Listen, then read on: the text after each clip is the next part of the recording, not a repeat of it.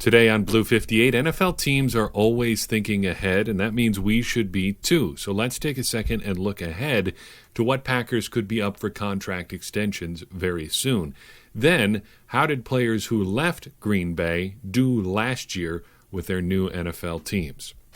Blue 58! Hello and welcome to another episode of Blue 58, the one and only podcast of thepowersweep.com. I'm your host, John Meerdink, happy to be with you here for another episode. Got a lot to cover in this one, talking contract extensions, guys who moved on to different teams, and then diving into Chapter 5 of Take Your Eye Off the Ball. We're talking contract extensions thanks in part to a question from a listener. Steven asks, my question is about contract extensions. I've spent some time browsing Spot Track recently, and I'm curious who the Packers will extend in the near future and when that might happen. Also, which players do you think the Packers should offer an extension to, or to which players, using the correct grammar that Steven actually used in his email? I just messed up reading it. Thank you, Steven, for the question. If you have a question, always be sure to reach out wherever you find the show, YouTube, via email.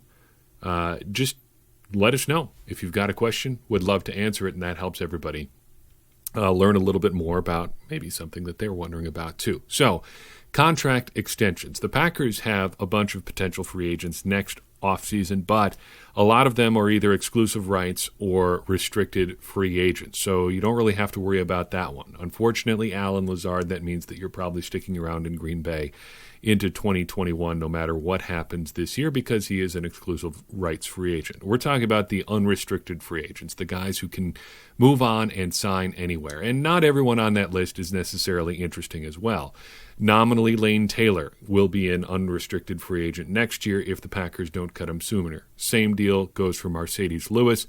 If he comes back at all, it'll probably be in Green Bay on close to a minimum deal, kind of like what he's got going on right now. That said, I think there are 7 interesting names that the Packers should be talking about, and that we should be watching pretty closely too. It's a pretty even split between defense and offense. 4 on offense, but 2 of them play the same position. 3 on defense, and again, 2 of them play the same position there or similar positions. It should be noted. So let's talk through each of these guys, and we'll do a couple different criteria here. First, when do you think they'll be extended? To circle back to Steven's questions, will the Packers do it, and should they do it? Or maybe we'll flip those two. Should the Packers extend this player, and will they? So we'll take the first 2 together because they play the same position. You probably know who these guys are going to be: Aaron Jones and Jamal Williams. You can see the case either way here. Both have been pretty solid players. Jones, in particular, has been excellent for the Packers. And it would seem like if you're running a Madden franchise, you would just say, let's roll it back. Let's keep playing with these guys. Unless you can find somebody in the draft who's like faster than Jamal Williams, so you'd probably do that deal. But it's not quite so simple in the NFL. For starters, running back shelf life is pretty short. So even if you do extend a guy who's had relatively few carries like Aaron Jones, chances are you're going to get diminishing returns as he gets into his mid and later 20s. Secondly, it doesn't make as much sense anymore to spend big money on a running back because you can find replacement running backs pretty easily. So, why would you pay up big money to extend a guy when you can find a guy who's almost as good, maybe even like 75% as good in the draft for next to nothing, and have him for next to nothing for the same amount of time that you would have that other guy who's making big money? Complicating this for both Jones and Williams is that the Packers just drafted another running back. So should the Packers extend either of these guys? If it's my team, I say no. Will they? Is a different question. I think in Williams' case, that's still a no. And if I was Jamal Williams, I would be picking up some change of address forms at the post office because I think there's a good chance he might not make it out of training camp. If I was the Packers, I would be looking to shop him and move him right now if that was possible. Get whatever you can for him because there's really no reason to keep a fourth body at running back. And if you could get a return on a guy that's probably going to be out of town at the end of the season, go for it. Aaron Jones is a different question. For me, the answer would still probably be no, good as it might be. good as he might be. And as crazy as it might sound, it might not be all that bad of an idea to shop him around and see what somebody might be willing to give you for him. Trent Richardson got a first-round pick a few years back. What could you get for Aaron Jones? Surely you could sucker somebody into that, right? I'm not saying that's what they should do. I'm not saying that's what they will do. I'm saying you might want to think about it if you're a general manager and you've got an asset like Aaron Jones that you can move. I'm kind of getting the impression, though, that the Packers will try to extend Aaron Jones. I have no idea what it could cost because I think every running back contract kind of has to be taken on a case-by-case basis. He's probably not going to get Christian McCaffrey money because he's a different. The Packers just use him differently than Christian McCaffrey, and you're going to see over the next few years, even if he does stick around, he will not be getting the full workload that Christian McCaffrey gets. That said, he's still a very good player. And I think the Packers, if they're going to be more run-focused, are going to want to keep as many good running backs around as they can, provided it doesn't completely wreck their cap. So I think the Packers will probably try to extend Aaron Jones, and they'll probably try to do it prior to the season starting. That same rule, I guess, goes for the next name on our list, Kenny Clark. So the questions here are pretty easy for Clark. Should the Packers extend him? Yes. He's a great young player. He's young even as far as young players go, and that sounds weird, but I think you understand what I mean. He came into the league very young. He's still on the upswing as far as developing as a player. Will the Packers extend him? Yes, absolutely. This is going to get done. Unless Kenny Clark gets hit by a bus tomorrow or sometime between now and the start of the season, he is going to get extended in Green Bay. That may come in the form of a franchise tag, but he is going to get extended. If they don't get a deal done, there is no way that they are going to let Kenny Clark just walk out the door. And as I say that, I realize it's probably going to result in him walking out the door and the Packers just contenting themselves with nothing. But I don't think it's going to happen. The Packers should extend Kenny Clark, and they probably will, barring some extremely unforeseen circumstances. When is getting to be a tricky question. I understand why the Packers didn't do it prior to last season. He was just entering year 4. They still have him under team control for 2 more years. Just in case something would happen, you might as well let him play out that 4th year and see where things go. If you would have a terrible injury or something like that, you just saved yourself potentially tens of millions of dollars because you didn't do a big contract extension when he didn't have to. Unfortunately for the Packers, and fortunately for Kenny Clark, because he's going to make a lot of money, he not only stayed reasonably healthy for the whole year, he had a really good season and one that he finished very, very strong. So as the Packers are watching that season play out, they're very happy with how he's playing, but they're also watching the price tag go up and up and up. And now they're in a situation where Kenny Clark holds a lot more of the cards because he's headed into the last year of his contract, and if he wanted to, all things being equal with what's going on in the world with the everything, he's in a prime position to hold out if that was something that he wanted to do. Again, not saying that he would or he will or he should, but if he wanted to, this would be the time to do it. He's got all the leverage now. Timing is becoming important. And if the Packers want to avoid really getting taken to the cleaners, they should probably try to get a deal done sooner than later. In a normal year, I would say by the end of training camp. But again, we're in a bit of a weird situation here because of the everything that I keep talking about. So Kenny Clark has to be at the top of the to-do list. Exactly when you can start checking some of those items off, who's to say? Back over on the other side of the ball, we got to talk about 2 offensive linemen, starting with left tackle David Bakhtiari. The Packers traditionally have not really wanted to give third contracts to offensive linemen.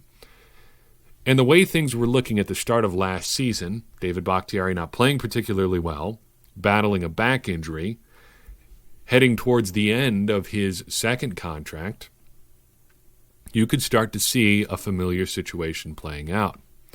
Josh Sitton had some back injuries, ended up out of Green Bay, I guess technically before the end of his second contract. TJ Lang also battled some injuries, ended up in Detroit for a third contract, both about the same age as David Bakhtiari is now. However, Bakhtiari really rallied last year, showed himself to be pretty healthy, had a great second half of the season, and now heads into the final year of his contract, ready to go. Given the turmoil it would cause on their offensive line, given that they didn't draft a starting caliber tackle, given that there really is a lack of tackle depth on the roster right now anyway, I think the Packers probably should be looking to extend David Bakhtiari, on top of the fact that he's still a pretty effective player. I also think, given the next name on this list, they probably will. Because unless they extend both David Bakhtiari and Corey Linsley, there's a good chance they're going to have to be turning over 40% of their offensive line next offseason. And depending how things go with Billy Turner, it might be 60%. That's not an ideal situation. You want to plug as few holes in your offensive line in one offseason as you possibly can. So I think the Packers will end up extending David Bakhtiari, but I think this is a situation where they wait until either late in the season or after the season to get it done. I don't think they're rushing to do this deal prior to the start of the season because there are some considerations there with age and injury-related decline that could be a possibility. Corey Linsley is a bit of a different case.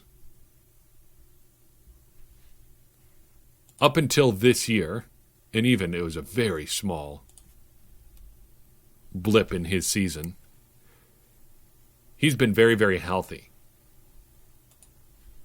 Quite healthy.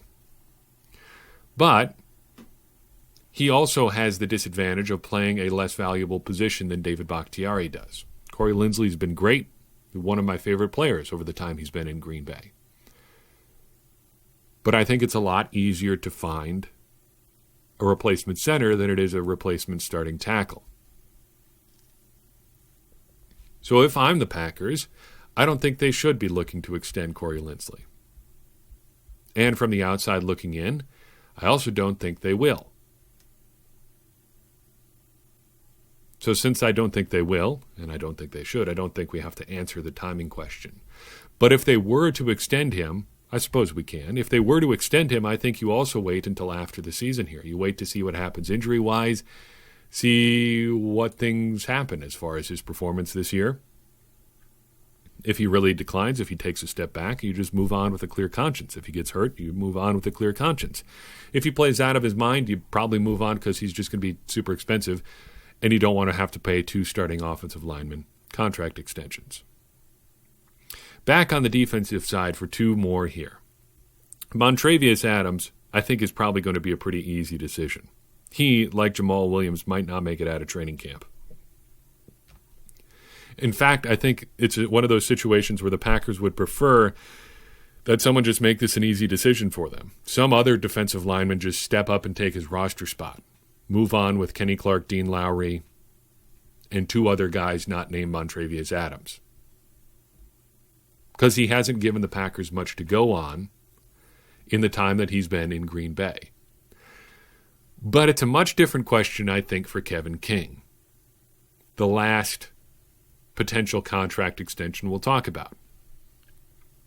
To be fair to people in the anti-King camp, it's been a bit of an up and down journey here in Green Bay. Those first couple years were pretty rough. Last year was at times pretty good. It was also pretty bad at times. I would have to check my numbers for sure, but I believe Kevin King was either number 1 or number 2 in yards per reception allowed on the Packers.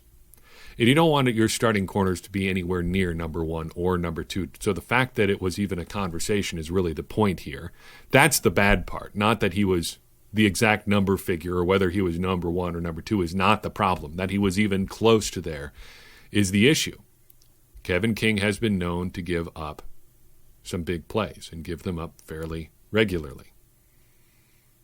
As we pointed out in the past, it hasn't always been his fault. The Packers secondary has been, to put it mildly, been in a little bit of turmoil the past couple of seasons, and it really kind of stabilized in the way that I think the Packers front office has been trying to get it for a while last year. And I realize that's a pretty low bar. That's not really the point. The fact that Kevin King hasn't been good makes this a tough conversation, because if he can be good at all, even if he can be like a C+, B- player, I think extending him still becomes a conversation because of the everything else with Kevin King. The size, the speed, the length, the things that he can do when he is good Kevin King, playing the ball, press coverage. Those are all really valuable things. At perhaps the most valuable, or at worst, second most valuable position on defense. It's either edge rusher or corner, and he plays one of those two.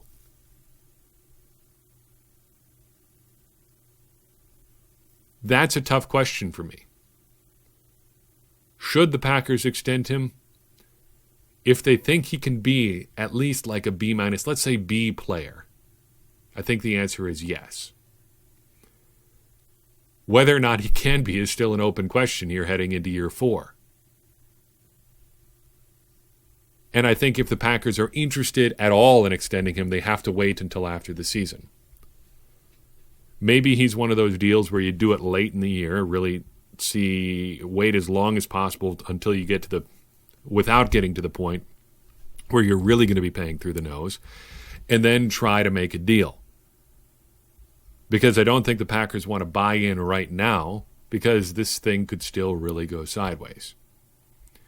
Speaking of things going sideways, we've got to take a second to talk about some former Packers players who ended up playing elsewhere after their time in Green Bay. This comes courtesy of a question from a listener named Adam way back in February. Adam wrote, and I haven't followed up with you, Adam, but this topic's been floating around in the back of my mind ever since then. But Adam wrote back then, February 14th, Happy Valentine's Day, everybody, in retrospect. I was thinking I didn't hear much in the news about recent ex-Packers players and how they performed in the 2019 season, maybe because I only followed those who play for the Packers. What if there was an episode devoted to reviewing said players? This would give us Packers fans even more data to use when we're thinking about how we can rate the GM's decisions and how they may have affected the team as a whole. That is a very good question, Adam, and it's something that we should do more regularly, and something we're going to do at least on a small level right now, because I've only got 5 players. I didn't want to burden us down with everybody who went on to play elsewhere, because a lot of the people who ended up getting cut by the Packers over the last 2 years, or the Packers just moved on from, have ended up out of the league. And there were maybe bad decisions prior to that that should have been taken into consideration. But just for 2 quick examples, Nick Perry and Quentin Rollins, both of them have left the Packers in the last 2 years and haven't really caught on anywhere else. That's not interesting to talk about as far as free agent decisions go, because there were bad decisions prior to that. In Quentin Rollins' case, it was drafting him at all. In Nick Perry's case, it was giving him a monster extension based on 4 games. That's not what we're looking for here. These were guys the Packers either cut or let walk and then ended up elsewhere. So we've got 5 guys who have moved on from the Packers since roughly 2016. So let's look at those 5 and how they've done the last couple of years. Starting with Micah Hyde. He signed a 5-year, $30 million deal with the Buffalo Bills in 2017. Since then, he's played well, has missed just 1 game, only 8 picks in his 4 years since then, but he made the Pro Bowl in 2017.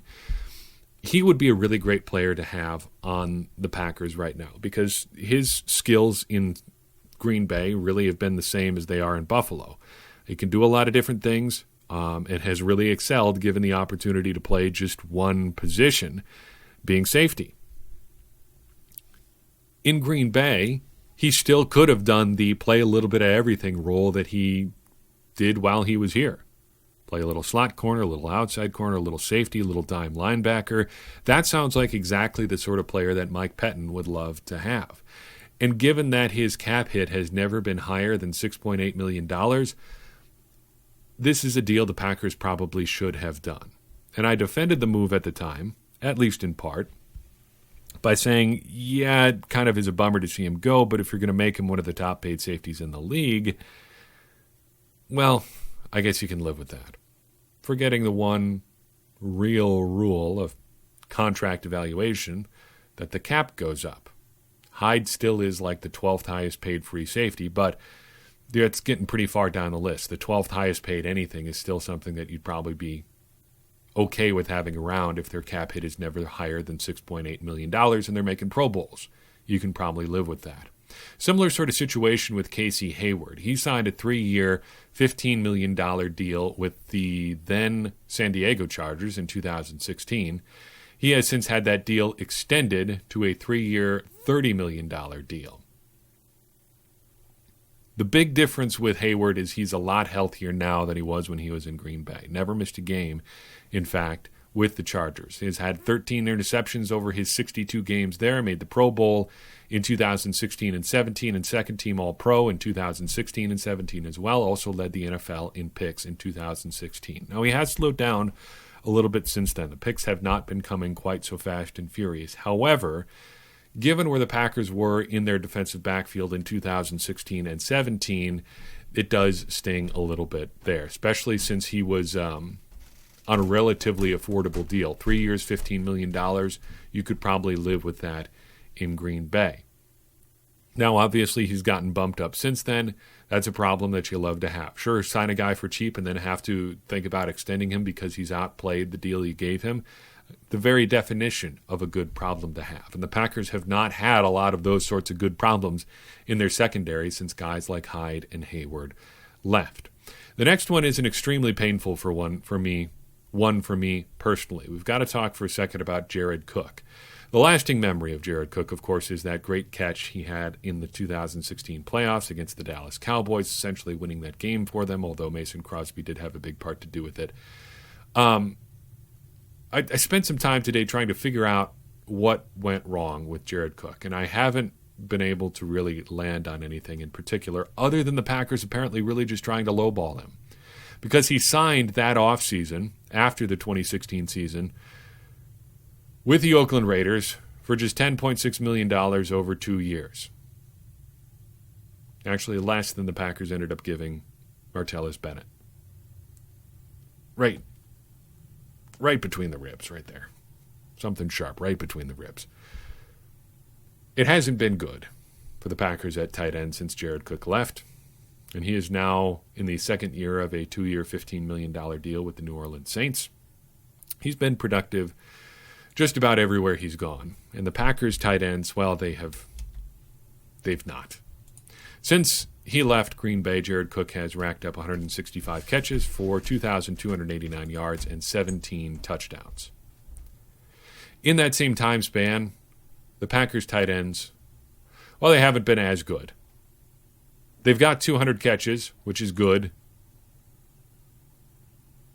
but their yardage is not as good as what Jared Cook has been putting up. Packers tight ends over the last 3 seasons have combined to put up 2,252 yards and 11 touchdowns on those 200 catches.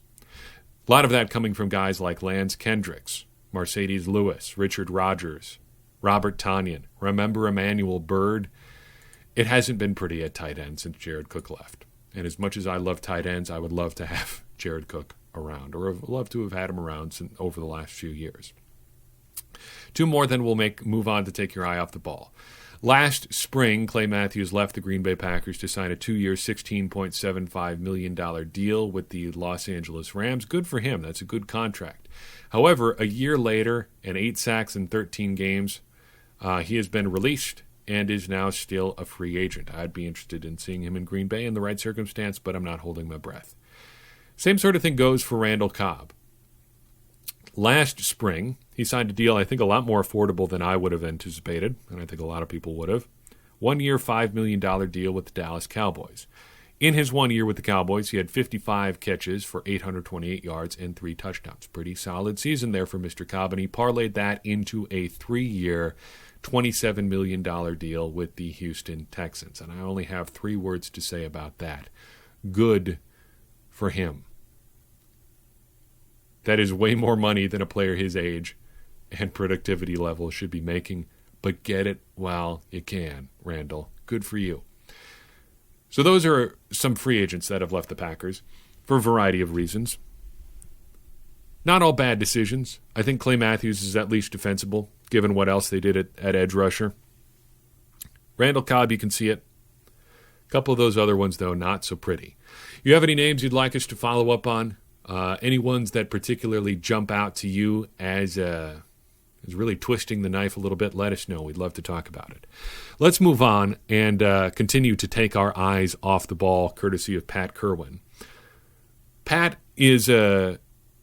doesn't really tell us anything, I think, in Chapter 5 that we didn't already know, or things that we haven't talked about already. He's talking about pass catchers, wide receivers, tight ends, where they line up on the field, what they do. And I think a lot of this is stuff that people understand pretty well. There is some stuff with the X and the Z receivers that is interesting, but I don't think we need to dive into it here because it's stuff that we've talked about a little bit already. However, there are two things that I wanted to point out.